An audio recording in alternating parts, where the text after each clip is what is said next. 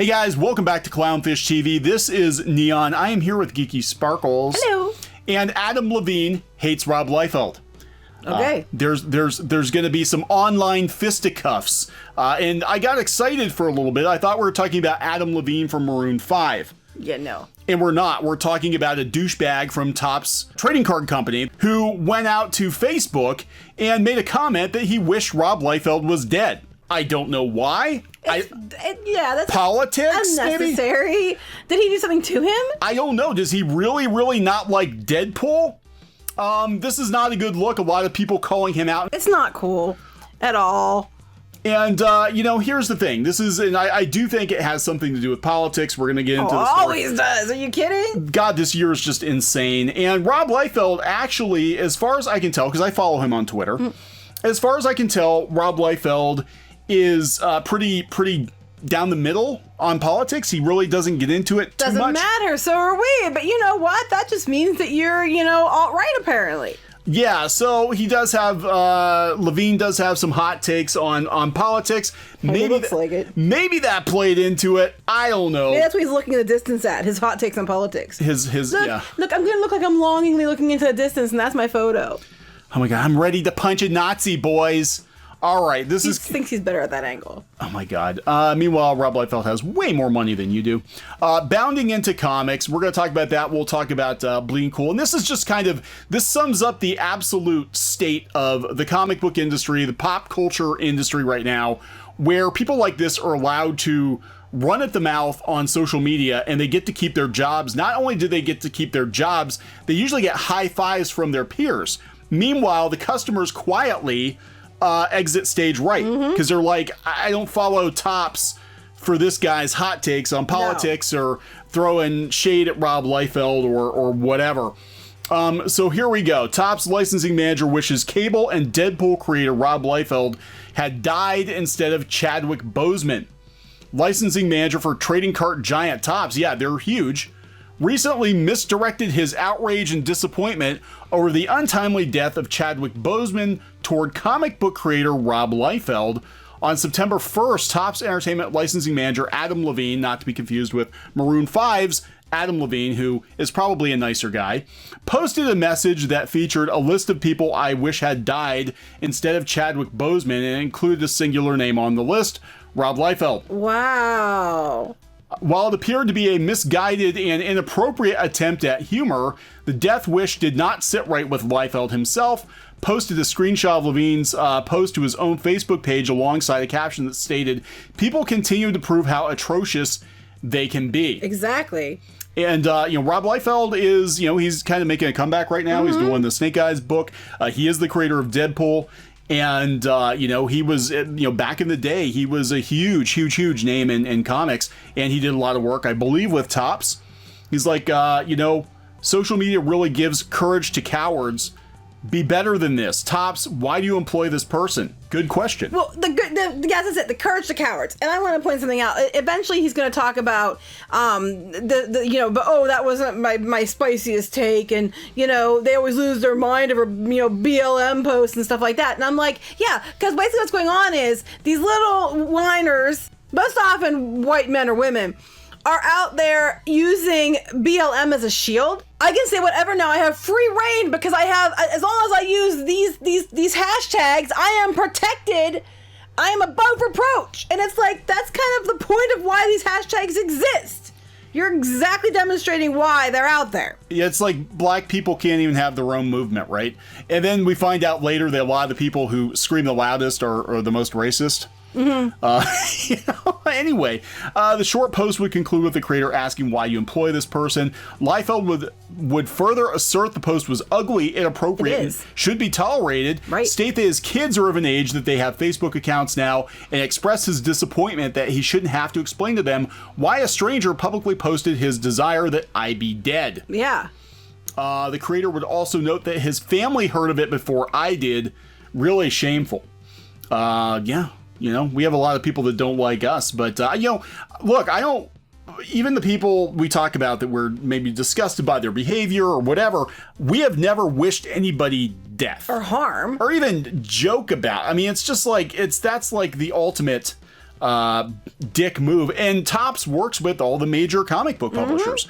You know, they're doing the Marvel cards. I don't know if they still do the DC cards or not, but Topps is huge. I mean, they're a huge company, and to have somebody out there saying shit like that is awful. The creator of Ghost Rider, or one of the Dan Ketch version of Ghost Rider, Howard Mackey, stated, "The only solace I take when I see something like this is when I search and discover this POS is not a Facebook friend of mine." Writer Frank Thierry expressed his amazement how it's like we're not real people with actual families to people like this. No, you're not. YouTubers, you know, people on comics YouTube have been dealing with these kinds of assholes for years. Years. They're out there on Twitter day in, day out, prowling. A lot of them are freelancers, so they kind of get a pass because the company is like, well, it's a freelancer. Well, this seems like whenever there's some kind of movement that they're going to hitch their wagon to, then they ramp it up because, like I said, they think that they can use that as a shield.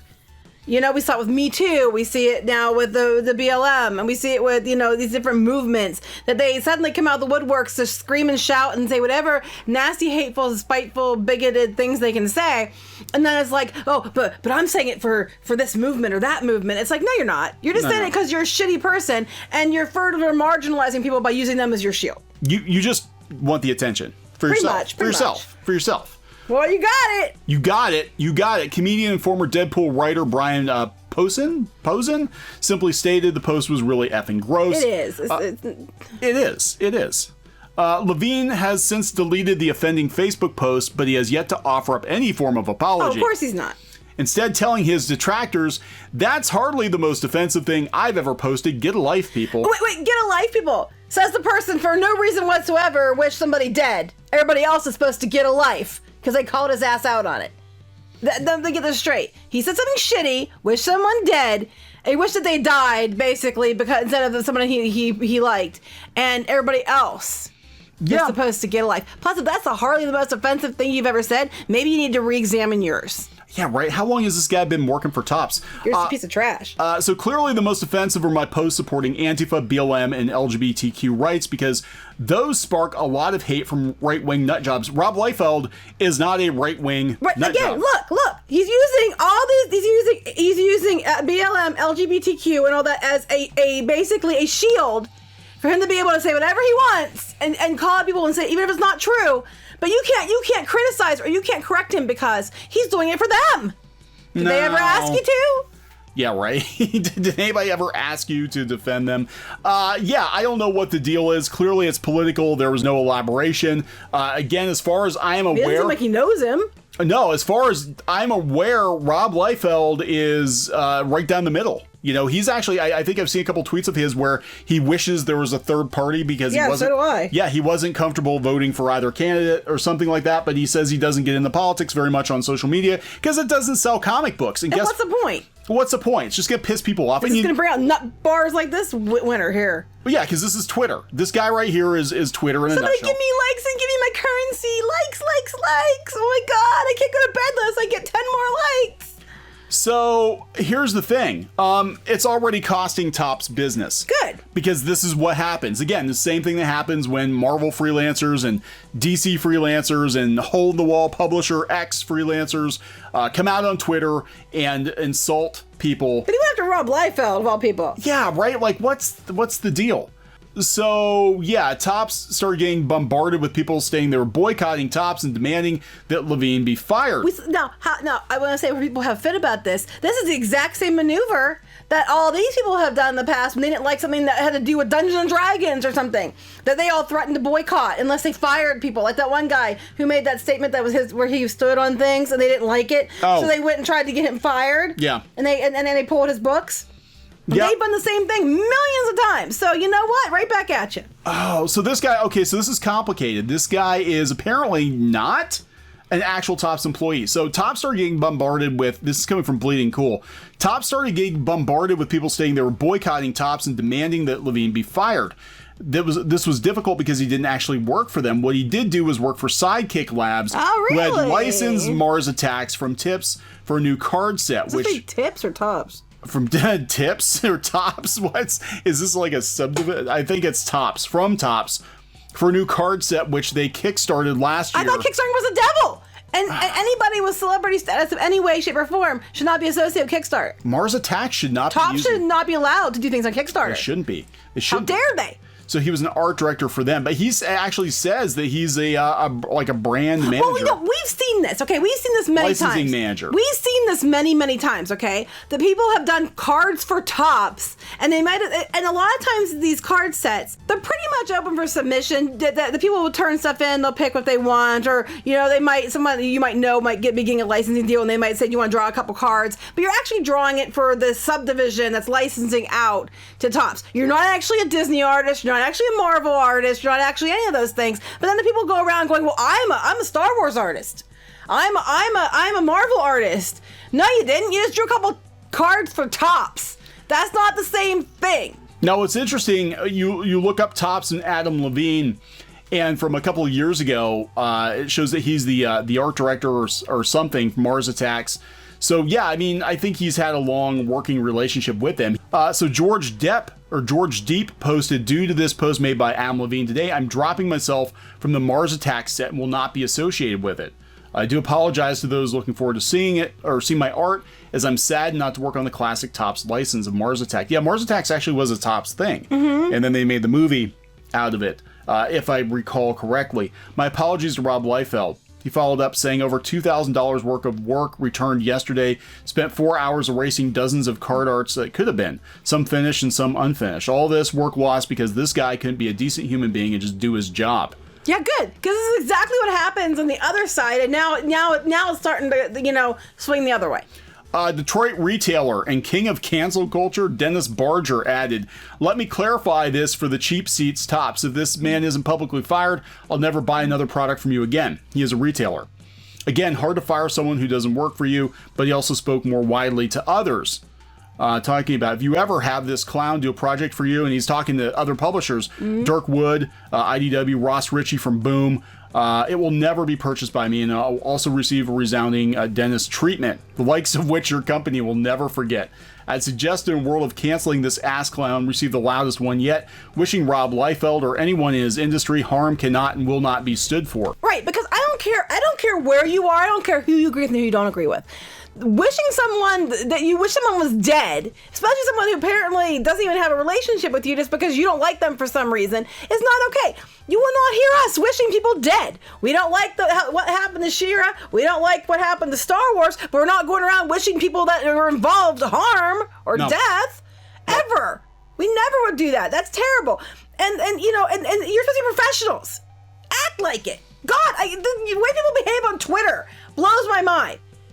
Act like it. Yeah, social media is freaking ridiculous. You're not protected. This is why comics death has been hastened more so, I think, than other industries during shutdown. Is comics lost its effing mind. When we went into shutdown, we had pros out there just flipping out because it was pencils down and then diamond cut and run. People turning on each other on Twitter because they're pissed off that some people were doing crowdfunders and doing okay and they weren't doing okay, but they haven't really cultivated a healthy following because the people who are giving them their upvotes are pretty much the kinds of people that would agree with these sentiments, and they're not spending money. They just are there for the fireworks. Right. And the thing is, it's like, I got to tell you, some people that are in the middle, we're moderate, we lean a little bit left, but we're in the middle. If you're in the middle, everybody's pissed at you. Oh, yeah. It's awful because every side thinks that you're a terrible person because you're not on their side. So I'm sure he gets crap all the time, especially if he tries to stay in the middle. And I'm with him if he said that, where he didn't think, I would wish there was a third party. So do I. But, when you're in the middle, you get it from everybody. Yeah, and I'm sure, this, if it is a political thing, it's probably because, as far as I know, Rob Liefeld has not made his public denouncement of Comicsgate. As far as I know, and they're keeping score. Idiots like this are keeping score, and they're like, who's actually making their statements, their public statements, and who isn't? And if you're a major name in comics and you haven't made a statement, and you're not jumping on board the anti-rape pledge train and all this other freaking weird shit that they're doing on Twitter, they come after you. Well, right now I want to make sure everybody understands that I am denouncing Topsgate. Topsgate. Just so you know, I am against this. I don't agree with his sentiments and his behavior. So I am formally announcing that I do not stand with those who support Topsgate. Yeah, I'm not buying anything from Tops. Screw it. I used to buy when I was a kid. Like my favorite things. Well, obviously, Garbage Pail Kids. They were Tops. That was huge. Garbage Pail Kids were huge. And also the baseball sticker books. I used to get them every year. Like I only watch baseball sometimes, but I love the stickers. I used to get the pack of stickers, and then you would get the crappy gum. The gum was horrible. The gum was horrible. It was horrible with Garbage Pail Kids too. But then I always liked the big team shots. So you have to collect like all the stickers. It would take like 9 or 12 stickers to get like a team shot. I actually used to do the cards. Oh yeah, that's right. Yeah, you were telling me about that. Well, a long time ago. But I had Star Wars cards, but I had the giant uncut sheets from Topps. Yeah. Like the giant uncut sheets of Topps cards that were the Star Wars ones. I wouldn't buy those again. Not now. Topps is the bottom. Well, yeah. Not even the power bottom. Topps is just getting fucked. It's just, yeah, especially since this guy doesn't even work for them. He's working for a licensee.